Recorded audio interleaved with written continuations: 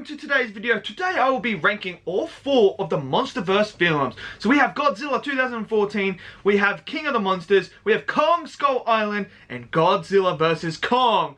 A new film that came out this year that I have actually seen that I absolutely thought was incredible. But how does it stack up against the other 3? I'm going to tell you guys exactly what my thoughts are. Remember, it's all subjective, this is all our opinions. But however, I have really appreciated all the support for the Godzilla vs. Kong video, the review I did. I have had some great conversations in the comments. Everyone has been respectful and it's been brilliant. I've loved the discussion, and they have also enlightened me to why they like King of the Monsters that I never ever really knew about, which was very, very enlightening, and I absolutely adore and love those conversations. So keep it going and make sure you let me know in the comments below your ranking as well. And without further ado, let's jump into this ranking. Perfect.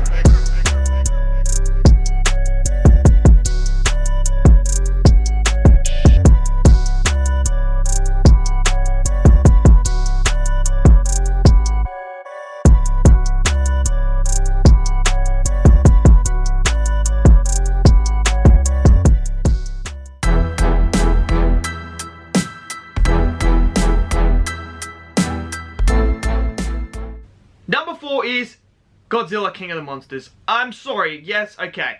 How I'm going to explain this. Look, I understand that a lot of people like this film and love this film. I get it. You guys have enlightened me in the comments to why you guys actually like it, how it's made for the fans, and it's all about the stuff that was back in the past of Godzilla, how you all love that stuff, and they really gave you that in this film, and I'm so happy and so glad that you guys got that. I am so grateful that you guys got that. I got that out of the Snyder Cut. I got that out of Endgame and that. You guys got it out of this one. So I'm not going to sit there and tell you guys that you are wrong or anything like that. I am so happy and glad that you got that. For me, however, I'm not the hardest core fan of like the Godzilla stuff, but I do like it. I'm not really well riched in the knowledge behind Godzilla and stuff like that. I just watch him because I love seeing Godzilla just wreck stuff and King Kong be a beast and just all these titans just be badasses. But I don't really dive into it. So my biggest issue with this film is they spent so much time, like it felt like 90% of the time on this film was on the human characters. Look, when I went in and saw the trailers, I was like, oh my god, I am so excited. King Ghidorah versus Godzilla. Sign me up. However, I went in there and I spent 90% of the time with these characters, or these human characters that I don't care about. I thought the writing was really, really poor, especially when she's giving the debrief about, oh, this is my master plan. Here's my PowerPoint presentation. That to me was really cheesy and really unnecessary and really like, why? I didn't care for any of these characters, so all the stakes, everything about it was all gone. And what really bugged me was, you would show us the first like 30 seconds of this fight between Godzilla, Ghidorah, Rodan, or someone like Mothra, or someone like that, going head to head. And then we would cut to the humans, and the rest of the fight is in the background. And I'm trying to make out what's happening in the background in the fight while I'm following these human characters that I don't care about. That was a major issue for me. I love the lore, how they're explaining Ghidorah's not from this world, these titans, where they're from, there's alphas and that. I love all that. I loved all the stuff with them. However, I just wish we followed them a lot more and got a lot more to do with them. And in one of these films, they do it exactly how I wanted them to do it and how it should be, in my opinion. However, I just don't, this is not rewatchable for me because of the human characters. I would rather just sit there, type in on YouTube the fights from King of the Monsters and just watch a 15-minute clip, because that's really all it is for me. So unfortunately, number 4, King of the Monsters.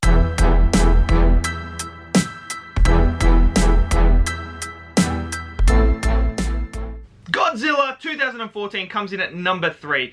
Look, Godzilla suffers the same sort of problems as King of the Monsters, where we follow these human characters, but I do care a bit more about these characters. They do have some interesting arcs. I just wish we did get to see a bit more of Godzilla in that. However, I thought the visual effects on this film were incredible. I mean, all these films have grand world-class visual effects to me. I loved everything about the visual effects in all 4 of these films. But Godzilla, to me, why I enjoyed it, it was just missing something. I don't know what it was, but it was just missing this, like, oh my god, holy crap moment. I just didn't get that. Now, the characters, I do care about the characters. The main guy, I did sort of care about his character. The father, I felt, you know, a bit of a connection to, but they killed him off so early. There's a lot of stuff that they dived into lore-wise and that. There is some things that I'm kind of a bit like, okay, that doesn't make sense, but alright, we'll go with it. We'll go with it. And it's the same with King of Monsters. They're like, when they dive down and they restart Godzilla, yeah, okay. Right, I'm supposed to buy into that? Okay, I will. I will. I mean, it's a Monsterverse film. Why not?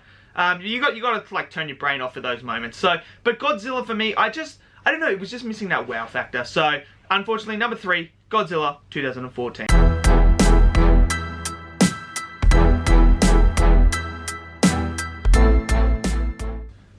Kong Skull Island comes in at number 2, which I think was a major improvement on Godzilla, and is actually still better, in my opinion, than King of the Monsters. Why? Because they actually gave me characters I cared about. I cared about Captain Marvel and Loki. That's, I mean, Tom Hiddleston and Brie Larson. I cared about their characters. I actually did. And I was very, very interested to follow them and see their journey on what they're going to do, what they're going to encounter. Samuel L. Jackson was absolutely incredible. He actually turns out to be the major villain of the film, really, because he's just trying to kill King Kong. I mean, I can see why he wants to do that, but also I'm like, kind of like, dude, you kind of, you know, drop shit on his island and you kind of like invaded, like, what do you expect is going to happen? But he was a great character as well. King Kong was incredible in this film. I loved it. I loved everything about this film. I actually really thoroughly enjoy this film. It's really entertaining. It's got great, like, development. We're starting to put pieces together of what is actually happening with these titans. The creatures, the skull, whatever they're called, they are freaky motherfuckers. They are really freaky, but they are cool, and I love the fight scenes. The fight scenes here are much better done, because we actually focus on King Kong fighting them, not in the background so much as we're watching these human characters run.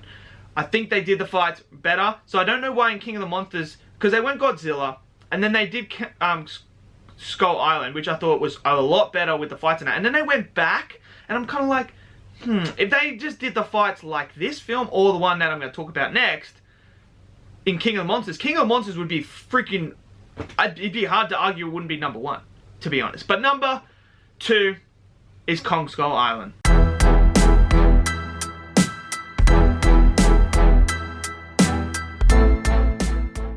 Number 1 is Godzilla vs. Kong. I mean, I watched this. This is incredible. It was everything I wanted and more. The fights, they focused heavily on the fights. But what did this for me to make this one of the best film in the Monsterverse and one of the best films of the year so far is the way that they were able to humanize and give character to Kong. We follow Kong. We don't follow the humans' journey. They are the side characters. Kong and Godzilla are the main characters. We are focused on their journey and their adventure. We are just there as the humans to aid them, to help them, to then give I can't even say the word, to convey to the audience what is going on, like the lore behind everything that's happening. They expanded the lore on this incredibly, and it was brilliant. The fights were incredible.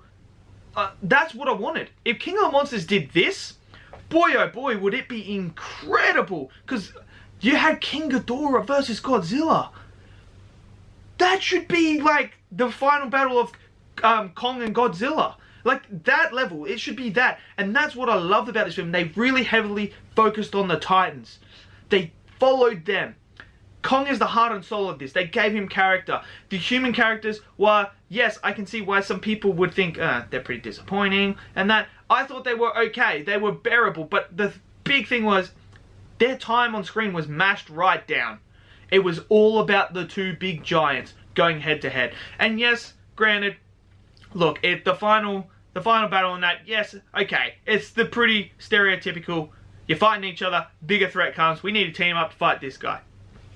But I mean, there's so many like that, and I think this film executed a lot better than Batman vs Superman did, and a lot better than some other films and TV shows that have done it. This is something we've seen before. I think they've set up for a sequel because I still want to know where King Ghidorah comes from. He's not from this world, he's from outer space apparently, so could we see another installment? But however, Godzilla vs Kong is #1 by a mile because it just gives me everything I wanted and more. So yeah.